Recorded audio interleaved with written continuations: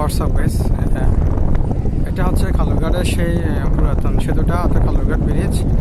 দেখেন এখানে খালুরঘাটের ব্রিজের উপরে যে একটা ইয়া দিছে, উঁচা একটা জায়গা রাখছে, ওইখানে প্রায় মিনিমাম কয়েকটা ছেলে উপরে উঠে গেছে।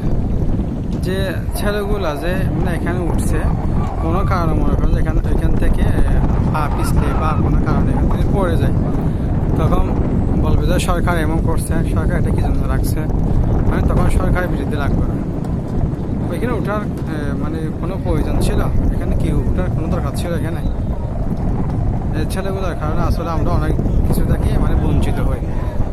সরকার সৌন্দর্য করতে চাই কিন্তু আমরা সৌন্দর্য রাখতে পারি না। এখানে যে আমাদের সৌন্দর্যের জন্য এটা দিছে বা নিরাপদের জন্য দিছে, আমাদের এই নিরাপদটাকে ওরা কী করতেছে, মানে হস্তক্ষেপ করতেছে।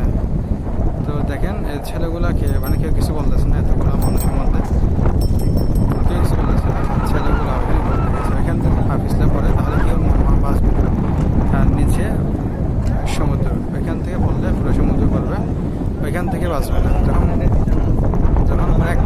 অ্যাক্সিডেন্ট হয়ে যাবে তখন বলবে যে আমার এটা সরকারের দোষ, সরকার এমন করছে তেমন করছে। সরকারকে নিয়ে